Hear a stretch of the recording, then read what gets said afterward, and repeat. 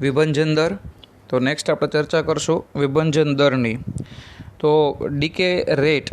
તો અલ્ટિમેટલી આપણે આગળની જે થિયરીમાં મિત્રો જોયું બરાબર, એ આપણે રેડિયો એક્ટિવ ક્ષયનો નિયમ જોયો. તો એને ફટાફટ રિવાઇઝ કરી લઈએ. તો એમાં આપણે શું જોયું કે delta N by delta T is directly proportional to N. તો ડેલ્ટા એન જે છે એ શું છે? તો ડેલ્ટા એન એટલે કે વિભંજન પામતા ન્યુક્લિયસની સંખ્યા છે, અને ડેલ્ટા ટી એટલે કે આટલા સમયમાં એ વિભંજન પામે છે. તો વિભંજનનો જે દર છે એ શેના ઉપર છે? તો એ બાકી રહેલા ન્યુક્લિયસની સંખ્યા ઉપર છે. તો બાકી રહેલા ન્યુક્લિયસ એટલે કેટલા? તો કે ભાઈ એન જેટલા બાકી રહેલા છે. ઓકે, હવે ડેલ્ટા એન બાય ડેલ્ટા ટીમાં આપણે ચલનની નિશાની દૂર કરી અને લેમડા મૂકી દીધો, અને લેમડાને આપણે શું કીધું? તો ડીકે કોન્સ્ટન્ટ રેડિયો એક્ટિવ ક્ષય અચળાંક. બરાબર છે? ઓકે, ત્યાર પછી આની અંદર જે આપણે સમજવા જેવું હતું એ આપણે સૂત્ર લઈ લીધું હતું કે આગળ એક માઇનસની નિશાની મૂકવી જરૂરી છે.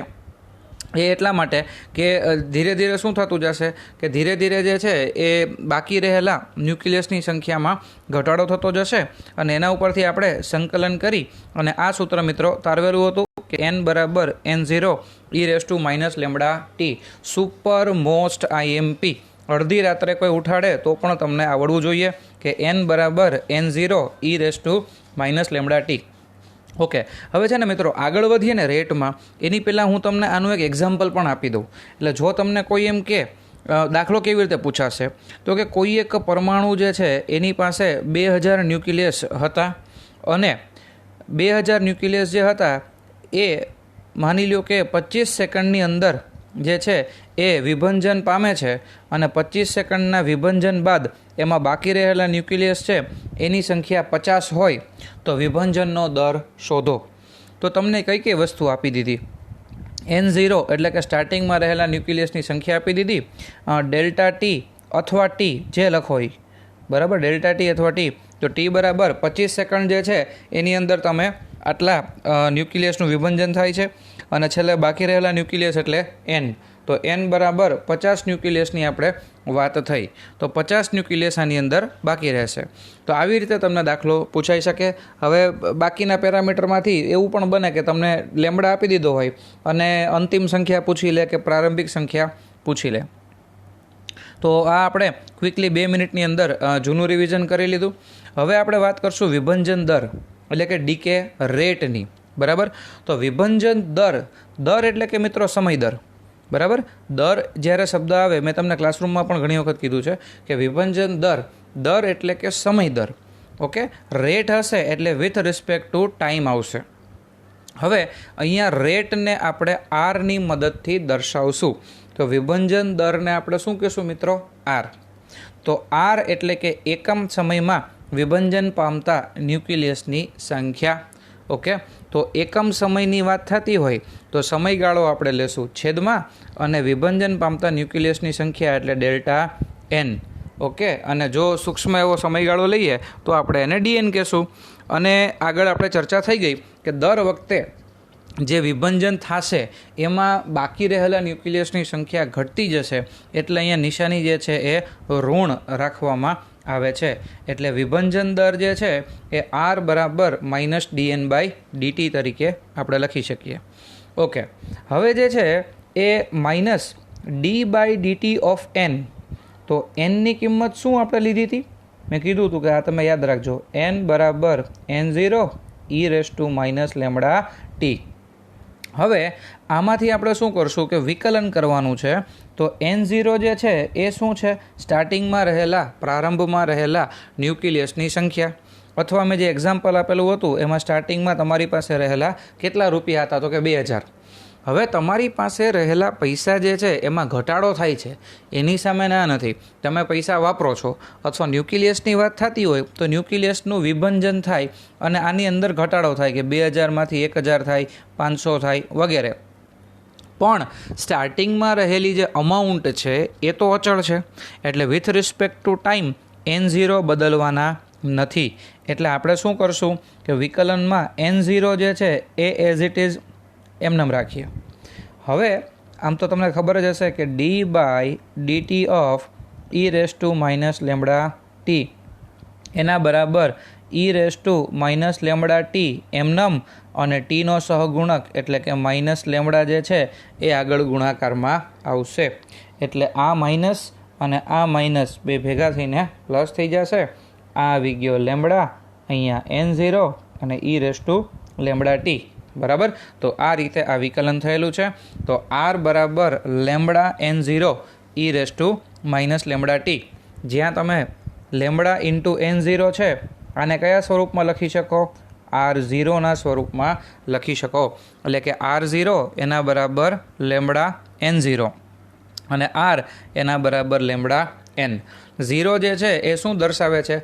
t બરાબર 0 સમયની એક્ટિવિટી બતાવે છે અને n0 શું બતાવે છે? t સમયે બાકી રહેલા ન્યુક્લિયસની સંખ્યા અથવા શરૂઆતના ન્યુક્લિયસની સંખ્યા.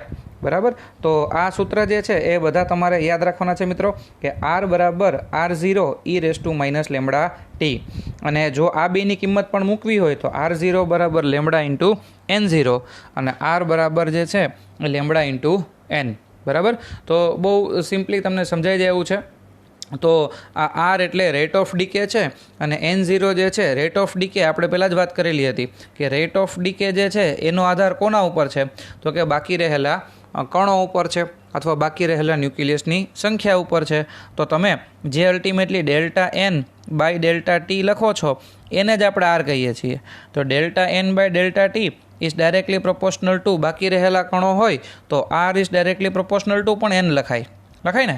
હવે આ ચલનની નિશાની માની લો કે તમે દૂર કરી નાખો. બરાબર. આ ચલનની નિશાની દૂર કરી તો પછી આર બરાબર લેમ્બડા n. સિમ્પલ. બરાબર. તો આ સૂત્ર પણ તમારે યાદ રાખવાનું છે. હવે આપણે આના ઉપરથી એક જે ગ્રાફ છે એનું આપણે સ્ટડી કરીએ. તો અંદર મિત્રો ડીકે જે છે ને એ કેવી રીતે થશે? તો ડીકે જે થશે એ ડીકેની જો ચર્ચા આપણે કરતા હોય તો અહીંયા એક્સ અક્ષ ઉપર છે સમય અને વાય અક્ષ ઉપર જે છે એ છે અવિભંજિત ન્યુક્લિયસની સંખ્યા n. બરાબર. તો અહીંયા છે ને મિત્રો ડીકે એવી રીતે થશે કે સપોઝ તમે n0 છે ને આને મિત્રો ધારી લ્યો 10,000. બરાબર. આપણે અથવા 10,000 નથી ધારવું, આપણે એક ઇઝી કોઈ સંખ્યા ધારીએ, સપોઝ 64. ઓકે. હવે માની લ્યો કે 64 જેટલા ન્યુક્લિયસમાંથી ન્યુક્લિયસની સંખ્યા અડધી થશે 32. હવે ફોર એક્ઝામ્પલ 64માંથી 32 જેટલી સંખ્યા થતાં લાગતો સમય 1 કલાક હોય મિત્રો. બરાબર. 1 કલાક. તો 32માંથી 0 કેટલી વારમાં થાય? 64માંથી 32 થતાં 1 કલાક થાય છે તો 32માંથી 0 તમે એમ કહેશો અક્ષર 2 કલાક. બરાબર. પણ અહીંયા એવું નથી. તમે જે વિચારો છો ને એ આપણે આગળની થિયરીમાં વાત કરેલી હતી કે ઓલા બલ્બની જે વાત કરેલી હતી કે બલ્બને એ બધું એવી વસ્તુ છે કે એનો જીવનકાળ એક સમાન હોય છે. બરાબર. કે 50% ક્ષય જેટલા સમયમાં પામે તો બાકીનો 50% ક્ષય એટલા જ સમયમાં પામે. પણ આ રેડિયો ન્યુક્લાઇડ્સ છે એ બધા ચરઘાતાંકીય નિયમને અનુસરે છે. બરાબર. એટલે આ ગ્રાફની જો વાત કરીએ ને અને ધ્યાનથી સમજજો. તો મેં તમને એવું કીધું કે આ n0 છે દેટ ઇઝ 64. બરાબર. તો હવે જો n0 64 હોય તો એમાંથી અડધા કેટલા થાય? 32. તો આ સમયગાળો જે છે એ 1 કલાકનો છે. બરાબર. તો બીજા 1 કલાકમાં શું થશે? એટલે તમે એમ કહેશો 0 થશે. નહીં.